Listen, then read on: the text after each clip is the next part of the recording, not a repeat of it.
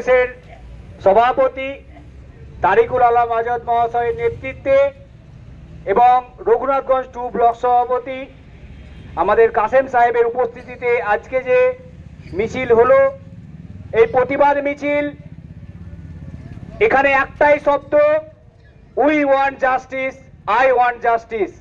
আমরা তিলোত্তমার বিচার চাই। আর এই তিলোত্তমার বিচার চেয়ে প্রথম দিন থেকে আমাদের নেতা অধীর চৌধুরী রাত দখলের লড়াইয়ে মহিলাদের সঙ্গে প্রতিদিন যারা যেখানে যেখানে উনি সুযোগ পেয়েছেন সেখানে সেখানে রাত দখলের লড়াইয়ে নিজেকে অংশগ্রহণ করেছেন। আর তিনি ডাক দিয়েছেন আগামী 10 তারিখ বেলা 1টায় রাস্তা দখলের জন্য, বহরমপুর রাজপথ দখলের জন্য। কি জন্যে? We want justice, I want justice.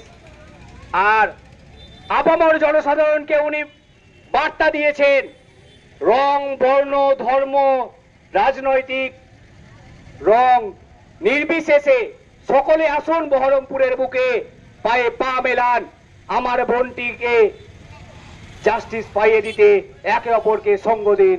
আমরা সংঘবদ্ধ হই, আমরা এক ছত্র ছায়ায় আসি, এটাই আমাদের আগামী দিনের সংকল্প হোক। We want justice.